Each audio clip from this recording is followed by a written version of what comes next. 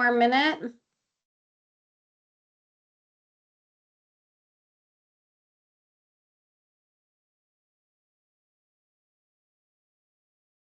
All right, let's go ahead and get started here. Thanks for jumping on. I will send this recording out later, so if there's other people who need to see it, absolutely, you can share it with them. Hopefully you've been finding ways to empower your team, your students. Hopefully you're seeing the teachers do that. The goal is that the educators are there to facilitate and guide, but the students are the ones doing the work. If you see anything different than that, it's okay to let me know that that's happening so that we can help there and work on some of their facilitation skills. Because I know sometimes some of our teachers get very excited and passionate, but we want to make sure that it's the kids who are doing all the work. We are in the middle of our program. We're just finishing up week 3 here. So you're starting to see kids move from that investigation into probably starting to come up with ideas.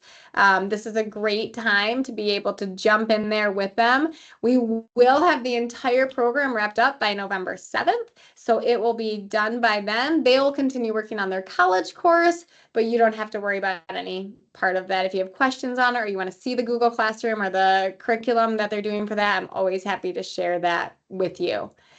As you think about this program and you're moving into week 4, hopefully you've seen your teams in this observation stage do some team building, culture building, getting to know you as a business, career exploration, thinking about the driving question, connecting to that, and then move into diving in, research, empathy building, interviewing, discussions. I was just talking with Tim and he was saying that they have somebody coming in from the waste company in town and talking to the students about that piece of it that goes along with their driving question. So helping them uncover information, providing those resources for them. I know, Ashley, your team is going downtown today, Holland, and doing some surveys and polling the public.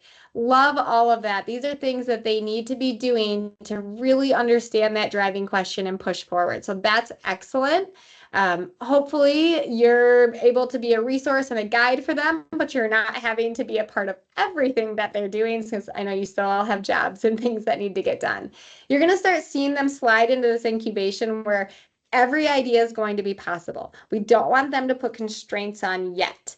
Once they start to narrow things down and move into a final idea, that's when we need to put those constraints on. And using the words with them, is this new? Is this useful? Is this feasible? That's okay to do. Don't shy away from telling them that idea has been tried. It doesn't work. We don't have the budget for that idea. That's not what they need to hear, those things. So it's not at the end they give you this solution that isn't actually doable. We want to put those constraints on them. We're going to be sending people out to also give them feedback. So if there's things you'd like them to hear from somebody else, you can always let the educators know that too, because then they will move into that final pitch, and we want it to be something that you can use. It's okay to steer them down a path that is something that's going to be effective for your organization. As we think of the weeks and move through, those students will still be investigating and diving in too. As they meet with their mentors, which we're going to talk about next, it's okay for the mentors to talk about the challenge, talk about the problem. Yeah, we want them to get to know their career. We want them to be able to ask them questions about the path that they've taken. But it's also okay for them to chat about, where are you headed? What investigation have you done? What else could you be doing? Pushing those students from that professional angle is a great thing to do. Sometimes their teachers will say, hey, have you guys thought about this? Have you done this? Have you thought about it? And they don't hear it until somebody in your organization says it, and then they're ready to move forward on it. As they start moving further into the sequence, they're going to start getting feedback from people from our team, hopefully people from your team. That's a great place to involve other employees. Like, hey, come down, listen to the kids' ideas, poke holes in it, give them feedback, bring them in to hear about those possible solutions. And then we, crazy, are only about a month away from wrapping up the program. So we need to start thinking about, when are they going to do that final pitch for you and your organization, and who can you have there? I like to have the final pitch. It's going to be on that Monday or Tuesday, November 4th or 5th. And your team may set up a different date for you. That, if you have a scheduling issue with that day, that's fine. Normally it's around 3:30ish. This is a great time to have that final mentor meeting, to have them come, be a part of the pitch, and then after the pitch, do some individual feedback and reflection with the student. That's a good way to end the program with them on, so they have that last connection, whether it's they can exchange email addresses, find a way to stay in each other's network. We will all celebrate the program together on November 7th, and I'll be sending you information out about that as well. As we think of the mentoring piece, I wanted to just see how everyone's doing on this. We had our first mentoring meetings. Our next ones are coming up next week. Remember, this is just the time for those students to have that professional conversation. You do not have to follow the guide exactly. Please don't get too caught up in that.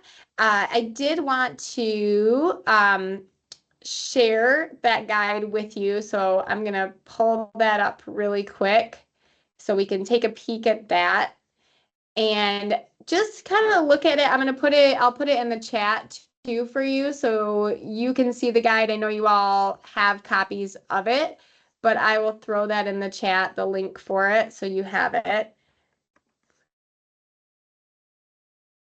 All right, let's see if we can get that in there.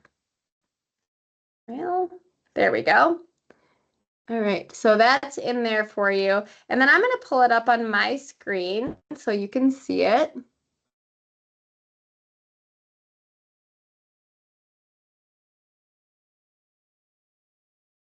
And we can take a peek at it. Here we go. Can everyone see the mentor guide on my screen? Is that okay? We have that up? Okay, perfect. Good. So this is the guide that they'll walk through. There's just a little overview. This was your first meeting. They could share some different things with you. There's questions in here. And then we always have over in the other corner, reflecting on your role as a team and trying to give some sentence starters for them to work on. It's great if you get stuck to reference back to this. You can see the next one starts to look at how has your role changed or evolved on your team? What areas are you working on? How are you shining or leading? How can you work on your communication skills? We're trying to push them to have professional conversations about the project that they're working on. Even though the mentors probably aren't totally aware of everything that's going on, they don't have to be. Just giving them some guidance, some feedback on what they're doing is great. Every meeting has some questions and a guide like this. And then some things to think about before your next meeting. What are some things that you could do? What are some ways that you can stay in contact with them? They're all developing a resume, so that's great for the mentor to ask about too. We want to keep pushing them to be able to challenge themselves on their communication skills, collaboration skills, accountability. And so any advice that your mentor can give them is excellent. They do not have to follow this guide by any means. I think it's just a helpful resource to have if things get quiet or we need to be able to ask questions. The students also do all have this guide. So you can say to your teachers, I would like the kids, they should be anyways, but they might not be. I would like them to bring their folder with their mentor guide in it so that we can have, better conversations. I do know some students are very quiet. We also have some students who are English language learners in the program. So some of this can be really hard and they are very nervous talking to these professional people. So whatever we can do to help them with that and see that they're building a relationship as they go, that's great. Does anyone have any questions on the mentor meeting and that side of it?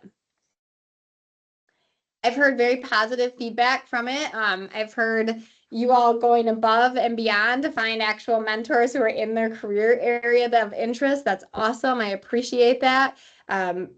We want them to have these professional conversations and understand how to build their social capital just outside of their house and their school and their church and their sports teams. How do I build more of this in? So if you need help with this, let me know. If I can come out, if you want me to meet with your mentors, I'm always happy to do that. As we think about the program and getting close to the end here. We have a couple future dates. We'll have another ambassador meeting just to touch base on that last week and the pitches and what that looks like. And then we will have a full celebration together. This is actually going to be at the Career Line Tech Center from 3:30 to 4:30. We will have food here. We'll have a pizza, salad bar. We'll have some dessert. And you'll actually get to see what the other teams have been working on. They'll give a 2-minute overview of this has been our journey and our driving question. We do a reflection with the students, but if you and your mentors could come between 3:30 and 4:30 to join it, that would be great. I'll send an invitation out for it so you have it. If you can't come, we 100% understand too. Not a big deal if you can't make it, but I wanted to get that date in front of you so you had it on your calendar. As you think of that last week and the students are going to be making their pitches to you, I want you to think about anybody who has touched this project with the student, any stakeholders possibly that could benefit from this project. It's awesome to get a packed room for these kids to be able to let them share. This is what we came up with for you. They're usually very proud of their ideas, and it shows them too that like our whole company is supporting you guys, and we want to hear what you have to say because it's hopefully something that we can actually use. So thinking about that last one, normally it's going to be probably about a half an hour long. So whoever you can have, stakeholders from your business or the community to be there, it would be great if you could invite them. This is a good date to get set now with your teachers of what that looks like, where they want to hold it and have it, and how much time they're going to need with it. So start having those conversations with them. You maybe have already had this scheduled. Does anyone have questions on what that last week will end up looking like with doing the pitch and coming to the celebration if it works for you? We understand if the celebration does not work, so no pressure on that. Okay. The last thing I wanted to talk to you about is we are launching our Winter Academy, which is usually about double the size of our Fall Academy. The Fall Academy has 56 students in it. We're hopeful for over 100 kids in the Winter Academy. In this one, we have 9 business partners. So we'll probably have 16 or 17 business partners in that one. So if this is something you'd like to be a part of, if you're loving it and you're like, I'd like another team to come in the winter, let me know. Shoot me an email. If you have already heard from me, that's because you've done the winter in the past. And if we're wondering if you want to do it again, keep me posted with what your thoughts are. This one we launch December 12th. So they would come to you that afternoon and see you just like this group did. And then the 8 weeks they're with you is January 6th to March 1st. So it's the exact same program. We just run it 2 times during the year to give kids 2 different experiences. Kids can come back. So if there's a kid who you're noticing like, wow, this one might end up being a part of my company someday, I really would like to keep working with this kid. Tell them, say, hey, I want you to come back. I want you to be a part of this again so that we can keep working together. Several students will do our program 2, 3, 4 times and just get different experiences each time. They also can earn different college credits. We offer a project management course for the first years, and then we offer an intro to business course for the second years in it. And they're always eligible for the scholarship. They can win that several times. I have students who've won 4 or 5 of them over the years. So keep me posted if this is something that you would like to be a part of with us. Okay, this is the end. That's what I had for you. What concerns, ideas, hopes, anything that you're feeling out there that you'd like to share with the group? I'm also happy to stay on to have conversations. My goal is that you're feeling comfortable, you feel like the team's in a good place. If they're not, that's always something that we can talk about and address. Obviously, it's great when things are working, but we want to make sure if it's not working that we can make it what it needs to be. All right. Well, thank you for jumping on today, for being a part of this. I'll send an email after this so that everybody has the recording.